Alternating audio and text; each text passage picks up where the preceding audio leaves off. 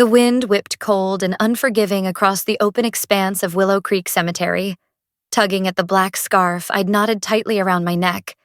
Beside the freshly dug grave of my grandmother Eleanor, the woman who had been my port in every storm, my truest north, I stood with my husband, Liam, his hand a warm, steady presence on my arm. A small, somber gathering had assembled, a few of Eleanor's dearest lifelong friends, their faces etched with a genuine grief that mirrored my own and our quiet, stoic minister, Pastor Davies. Just as Pastor Davies was offering the final, comforting prayers, his voice a low murmur against the mournful sigh of the wind, two figures approached, their movements hesitant at first, then gaining a strange, almost unnerving confidence. Their expensive, out-of-place city clothes, a sharply tailored suit on the man, a fashionable, somber but clearly designer dress on the woman, jarred against the muted grief of the genuine mourners.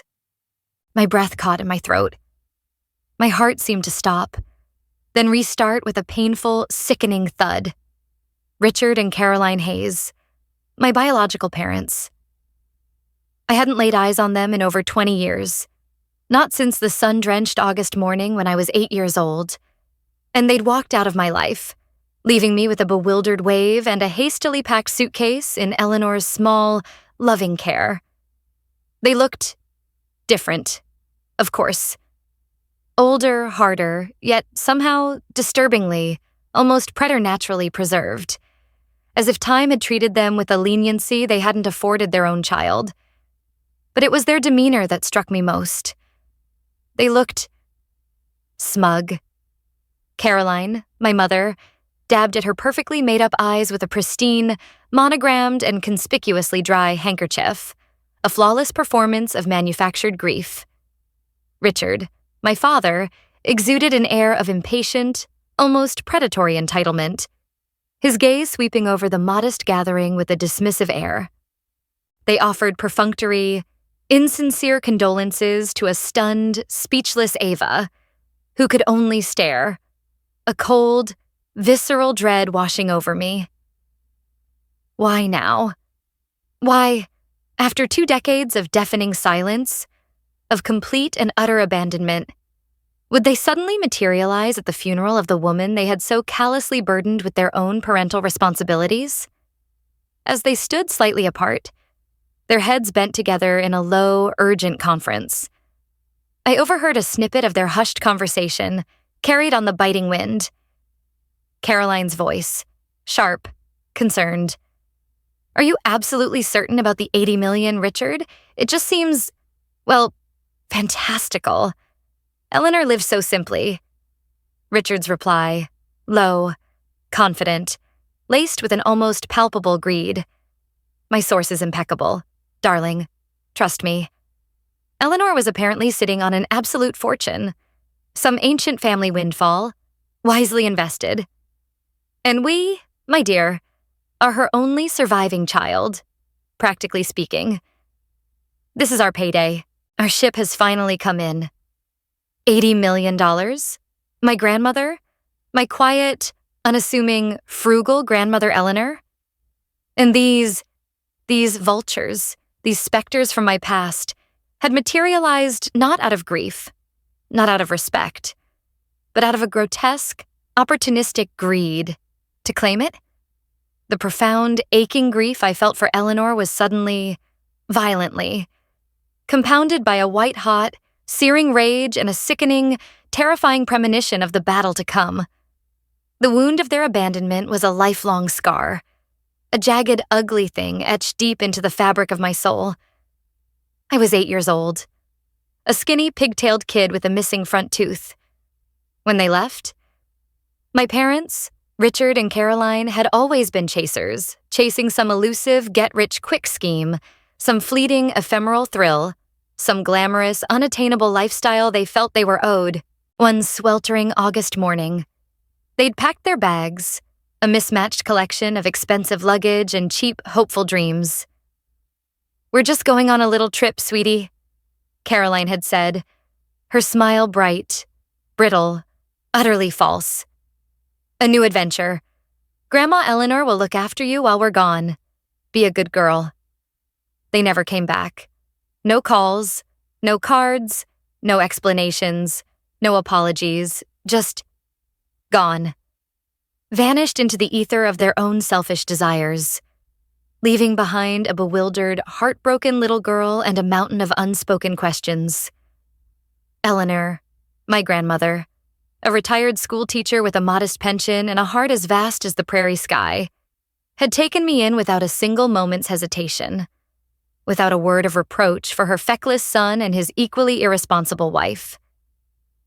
She had raised me with a quiet, unwavering love, a profound wisdom, and an unshakable, steadfast support that became the bedrock of my life. She never badmouthed Richard and Caroline, never poisoned me against them. Though the pain of their abandonment, their casual cruelty, was a constant, unspoken, aching presence in our small, loving, book-filled home. But their absence had left its mark on me. Of course, deep-seated feelings of rejection, of not being good enough, of being somehow fundamentally unworthy of my own parents' love. Years spent wondering why. What had I done wrong? What was so lacking in me that they could just walk away, without a backward glance? It was the phantom limb of a family I never truly had, an ache that throbbed with a dull, persistent pain, especially on birthdays, on holidays, on milestones they had chosen to miss. There had been occasional, painful reminders of their existence, like shards of glass embedded in the scar tissue. Once, around my 16th birthday, a glossy, oversized postcard had arrived from Monaco, addressed to me in an unfamiliar, elegant script. It depicted a gleaming, ostentatious yacht bobbing in an impossibly blue harbor. There was no message, no signature, just that stark, opulent image. I knew, with an instinctive, sickening certainty, that it was from them, a careless, cruel, almost taunting reminder of their glamorous, exciting, child-free life, a life they had chosen over me. Eleanor had found me staring at it, my face pale, my hands trembling.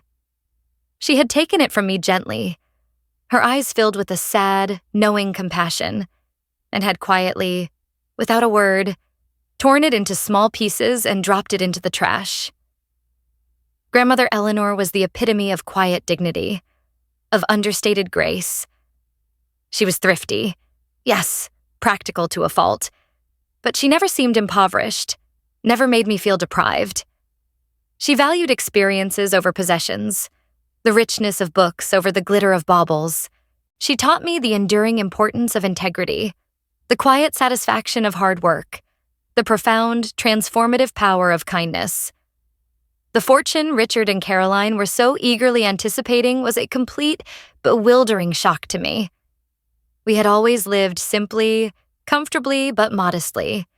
Eleanor's small pension, supplemented by some careful investments she rarely spoke of, had been enough for our needs, but there was never any indication of significant wealth, let alone a sum as astronomical as $80 million.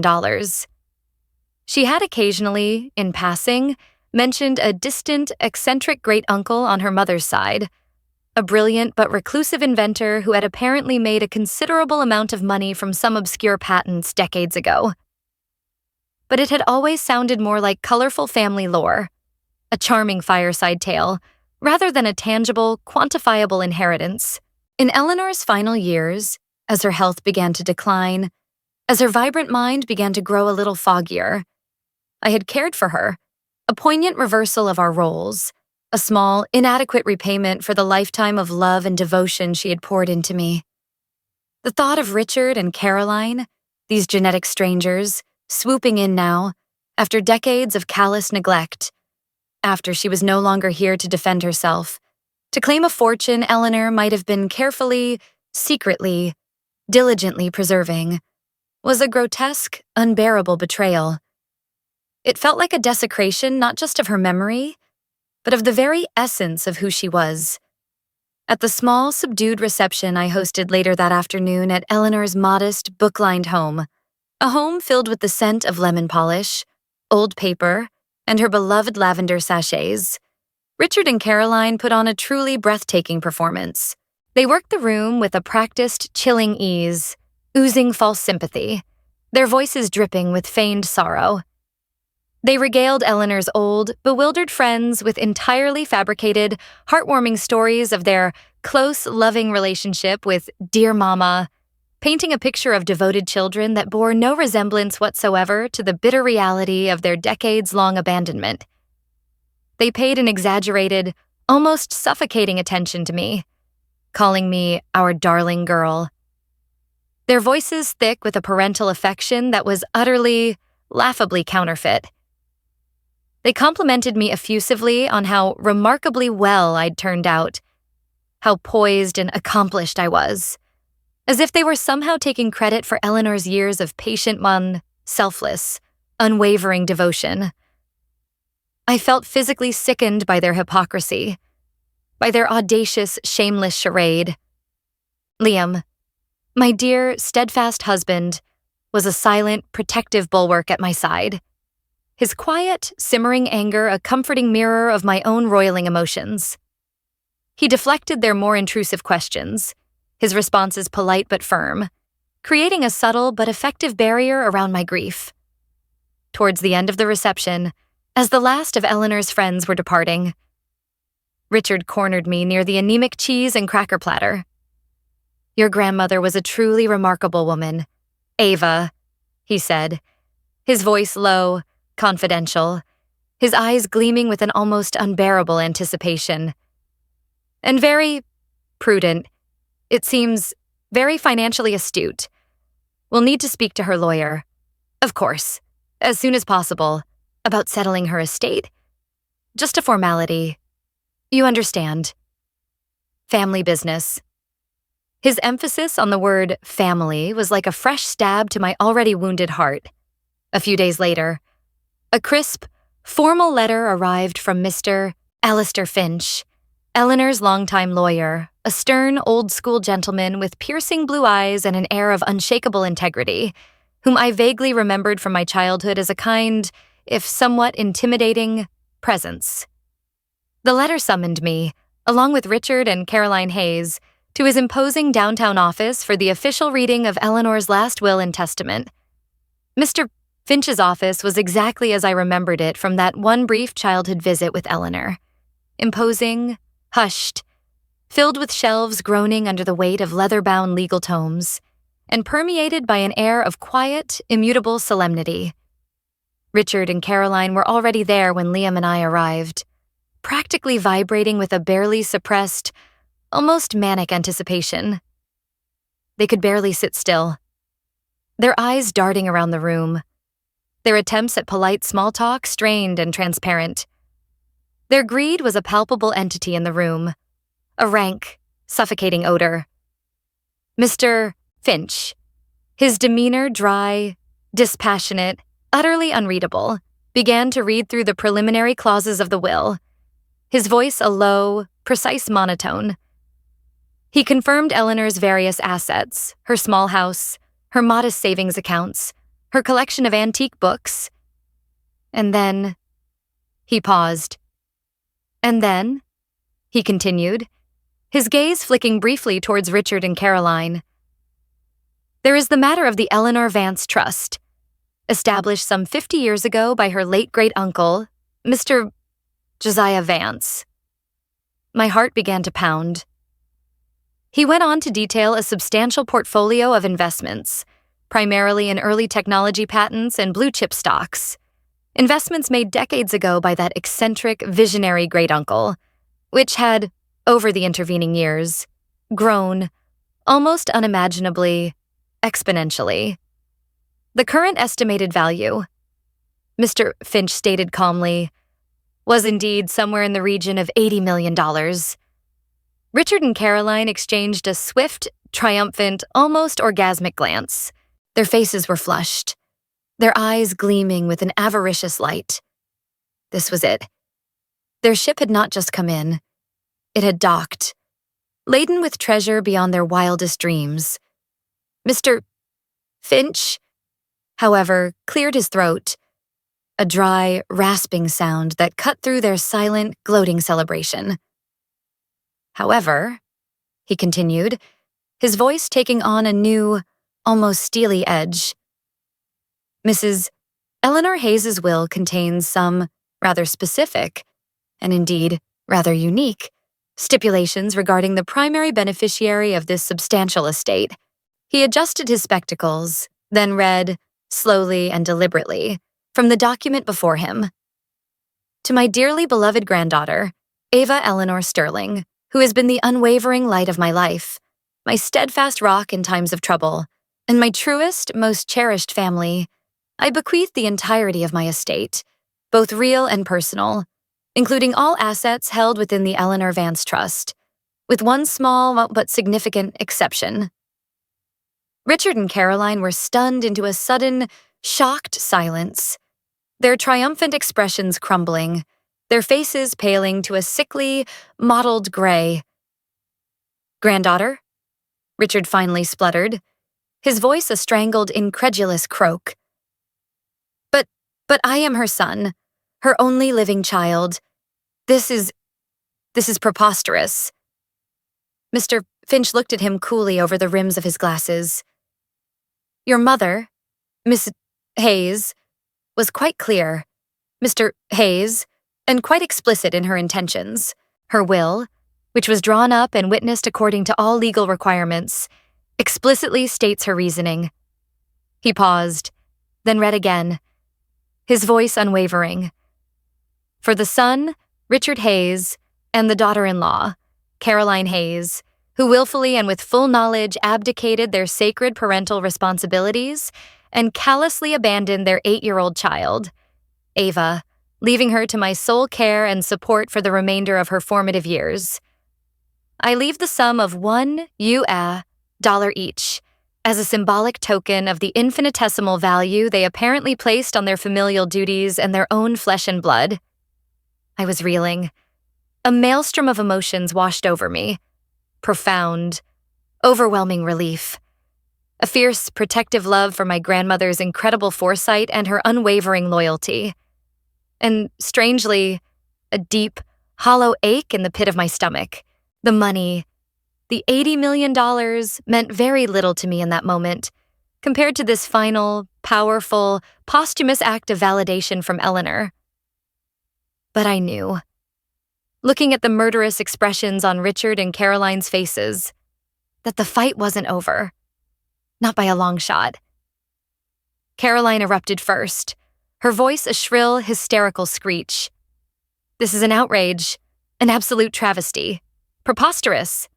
Eleanor was clearly not in her right mind when she made this will. She was senile, confused. Ava obviously manipulated her, preyed on her failing faculties." Richard, his face now a dangerous shade of purple, his fists clenched at his sides, echoed her outrage, his voice shaking with a barely suppressed rage. "We'll contest this. Finch, you can be damn sure of that. We'll drag this through every court in this state. That money is rightfully ours. It's our birthright. Ava was just a child. She couldn't possibly have understood the complex financial pressures, the difficult choices, that forced us to make certain arrangements for her care." Mr. Finch remained unperturbed, his expression impassive. "Your mother, Mrs. Hayes, anticipated that you might feel that way. Mr. Hayes, that you might, indeed, choose such a course of action. Which brings us," he said, a faint, almost imperceptible hint of something that might have been dry amusement touching his lips, "to the small exception I mentioned earlier, and to a further, rather unique, codicil she instructed me to add to her will shortly before her passing." He reached into a drawer and produced another sealed, official-looking envelope. He explained, his voice precise and deliberate, that Eleanor, keenly aware of their likely reaction, their predictable avarice and their propensity for self-justification, had, with his legal guidance, set up a very specific, very binding, secondary condition. If the will was formally contested by them, Richard and Caroline Hayes on the grounds of her alleged mental incompetence or Ava's supposed undue influence. Then a very particular set of instructions, outlined in this codicil, would immediately come into play. Mr. Finch carefully slid open the second envelope with a silver letter opener. "This codicil," he announced, his gaze sweeping coolly over Richard and Caroline's furious, incredulous faces, "was signed and witnessed just 3 months ago. At that time, as per her instructions, Mrs. Hayes underwent a full competency evaluation by 2 independent, highly respected geriatric specialists, both specialists certified, unequivocally and in writing, that she was of perfectly sound mind, fully capable of understanding and making decisions regarding her personal and financial affairs. The codicil states the following." He paused, then read, his voice ringing with a quiet, undeniable authority. "Should my son, Richard Hayes, and his wife, Caroline Hayes, choose to formally contest the terms of my last will and testament in an attempt to disinherit my beloved granddaughter, Ava Eleanor Sterling, or to otherwise claim a larger share of my estate than that which I have explicitly bequeathed to them, then the entirety of my aforementioned estate, instead of passing directly and immediately to Ava, shall be irrevocably placed into a blind trust, to be administered by my appointed executor, Mr. Alistair Finch. This trust," Mr. Finch continued, his eyes glinting now with something that looked remarkably like satisfaction, "will have one sole, unalterable, and legally binding instruction, to donate 99% of its total net value in equal shares to 3 specific registered charitable organizations: the National Foundation for Abandoned Children, Grandparents Raising Grandchildren Support Network, and the Eleanor Vance Children's Literacy Initiative. These, as you may or may not know, were causes very dear to your mother's heart, for reasons that should be abundantly, if painfully, obvious." Richard and Caroline were apoplectic, their faces a grotesque mask of fury, disbelief, and dawning, horrified comprehension. $80 million, snatched away from their greedy grasp, and now this charitable redirection. The remaining 1% of the estate. Mr. Finch went on, a ghost of a smile now undeniably playing on his thin lips, "shall then be divided equally between Richard Hayes, Caroline Hayes, and my granddaughter, Ava Eleanor Sterling. However," he paused for dramatic effect, "their individual portion of this 1%, which, I might add, would still amount to a not insignificant sum of approximately $266,000 each, is entirely contingent upon one final, non-negotiable task." He looked directly at Richard and Caroline, his expression now one of grim, almost judicial authority. "Eleanor, your mother, stipulated that you, Richard Hayes, and you, Caroline Hayes, must, within 30 calendar days of this codicil being formally activated by your contesting of the will, each pen a separate handwritten letter of no less than 5,000 words.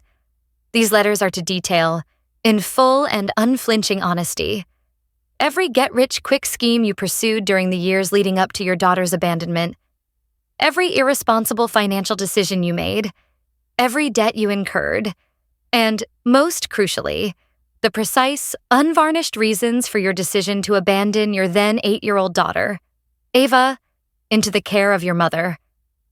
These letters, once completed, are to be notarized by a recognized public notary, and then published, in their entirety, without redaction, as paid advertisements in the Sunday editions of the 3 largest circulation national newspapers.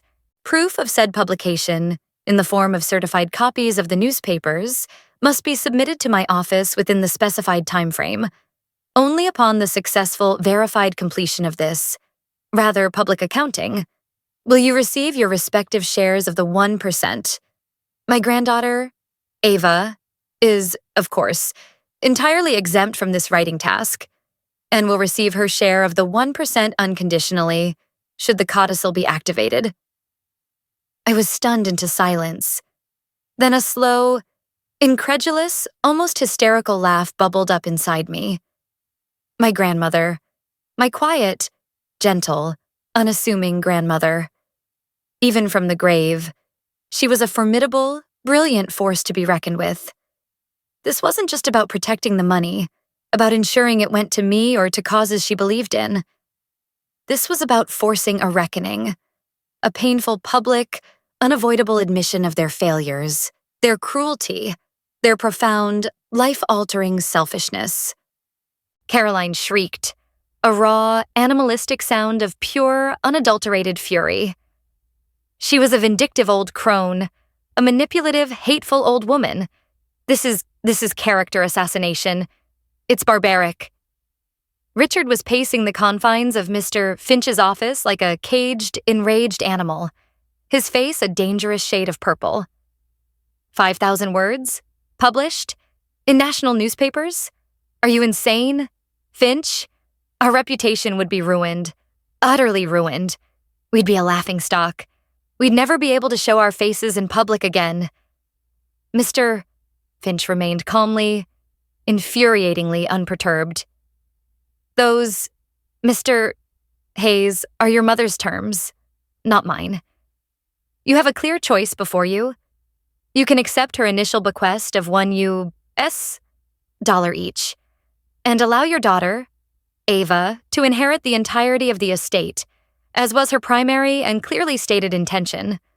Or, he paused, his gaze unwavering. You can choose to contest the will, thereby activating this codicil, in which case you stand to potentially receive approximately $266,000 each, provided, of course, that you are willing to undertake the rather public, and I imagine rather humbling confessional task your mother has set for you. If you choose to contest, but then fail to complete the stipulated task to the satisfaction of the terms outlined, your share of the 1%, and indeed Ava's, will default entirely to the aforementioned charities. The choice, as they say, Mr. and Mrs. Hayes, is entirely and unequivocally yours. The silence in the room was thick, heavy, suffocating, charged with their thwarted greed warring against their overweening pride and their very real, very palpable fear of public exposure and humiliation. $80 million was one thing. This public shaming, this ritualistic self-flagellation, for a mere fraction of a percent of that sum was clearly quite another. After a tense, furiously whispered, and increasingly acrimonious argument between Richard and Caroline in the far corner of Mr. Finch's office. An argument filled with bitter accusations, recriminations, and a dawning, despairing sense of defeat. They turned back to face us, their faces pale, their expressions shuttered, their arrogant composure utterly shattered. Richard, his voice hoarse, raspy with suppressed rage and unwilling surrender, finally spoke, the words tasting like poison in his mouth. We will not contest the will. $1. $1 it is. Caroline glared at me, her eyes filled with a pure, undiluted venom, a hatred so intense it was almost a physical force. But she said nothing. They signed the necessary papers, their hands trembling, acknowledging the terms of Eleanor's will, their fantastical dreams of an $80 million windfall evaporating into thin air before their very eyes. Mr. Finch formally, and with a quiet, understated dignity, concluded the reading of the will. Richard and Caroline, their faces masks of bitter disappointment and impotent fury, practically fled from his office, their earlier arrogance and entitlement replaced by a hasty, ignominious retreat. I was left there, in the quiet, book-lined solemnity of Mr. Ryan Finch's office, with Liam's steadying hand on my arm. I was trembling, a bizarre, almost surreal mixture of profound grief for my grandmother, a strange, almost giddy sense of triumph, and an overwhelming, incredulous disbelief. My grandmother, Eleanor, had not only protected me, her granddaughter, from beyond the grave. She had, with a brilliant, almost Machiavellian foresight, engineered a scenario where my abandoning, avaricious parents had been forced to confront and ultimately retreat from their own greed, their own hypocrisy, in the most definitive, most humiliating way imaginable. The following weeks were a blur, a whirlwind of legalities, paperwork, and the daunting, overwhelming task of dealing with an estate of such magnitude. But Mr. Finch, true to his character, guided me through the complexities with a calm, unwavering competence and a quiet, respectful kindness. I realized, with a growing, profound clarity, that the money itself, the $80 million, wasn't the point. Not really. It was the validation. It was the fierce, unwavering, protective love Eleanor had shown me, even in death. It was the undeniable, almost karmic justice of knowing that my parents' insatiable, opportunistic greed had been the instrument of their own ultimate, public undoing. Following what I knew would have been Eleanor's deepest wishes, I established a significant portion of the inheritance into a series of charitable foundations, primarily focusing on those causes she would have championed so passionately. Organizations dedicated to supporting abandoned and at-risk children, and providing vital resources for grandparents who, like her, had stepped into the breach to raise their grandchildren. This, I felt, was the truest, most meaningful way to honor Eleanor's enduring spirit, her quiet, powerful legacy of love and compassion. I never heard from Richard and Caroline Hayes again. Their silence this time was not a source of pain, but a profound, welcome relief, a final, definitive closing of a deeply painful, lifelong chapter. I occasionally imagine their bitter disappointment, their impotent rage, their shattered dreams of unearned wealth, and I felt nothing but a distant, almost clinical pity. They had made their choices long ago, and now they were simply living with the barren, empty consequences. Liam and I, with Mr. Finch's wise counsel, used some of the funds to ensure our own children would have the security, the stability, and the educational opportunities that I had, in many ways, been denied. But we continued to live modestly, valuing the lessons Eleanor had so patiently, so lovingly, taught us. The importance of integrity, of kindness, of finding joy in simple things, of valuing people over possessions. The $80 million didn't change who I was, at my core. But it did, undeniably, solidify the enduring legacy of my grandmother's quiet strength, her profound wisdom, and her fierce, unwavering love, the deep, aching scar of abandonment, the persistent, gnawing feeling of being not enough, began, slowly, almost imperceptibly, to heal. It was replaced by the profound, empowering understanding of Eleanor's unwavering, unconditional love, and by the quiet, fierce satisfaction of her brilliant, final act of justice. My parents abandoned me when I was a child, chasing their fleeting, selfish dreams of wealth and excitement. Ironically, and perhaps poetically, it was their own insatiable, unthinking greed for a phantom fortune that ultimately led to their definitive public humiliation and their final, irrevocable defeat. A defeat orchestrated with such quiet brilliance by the unassuming, loving grandmother they had so carelessly dismissed and so callously discarded so many years before. Eleanor didn't just leave me money. She left me a legacy of strength, of resilience, of love triumphing over neglect, and the undeniable, enduring truth that true wealth, true value, lies not in what you accumulate for yourself, but in the lives you touch, the love you share, and the unwavering integrity you uphold, especially in the face of adversity. The $80 million was, without a doubt, a surprise, a staggering, life-altering sum. But my grandmother's love, her fierce, unwavering protection, her quiet, steadfast belief in me, that was something I had known, had cherished, had relied upon, all my life. And in the end, that was the only inheritance that truly, deeply, profoundly mattered. It does make one consider, though, doesn't it? When faced with estranged family members who suddenly reappear, not out of love or remorse, but solely for potential financial gain after years, even decades, of abandonment or neglect. What constitutes a more truly satisfying, more just outcome? A. They receive absolutely nothing and are simply, definitively cut off, left to face the silent, unacknowledged consequences of their past actions in private. B. They are confronted, and perhaps even exposed, forced to reckon with their hypocrisy and their past cruelty in a more public or definitive way, even if it means dredging up painful history and risking further emotional turmoil.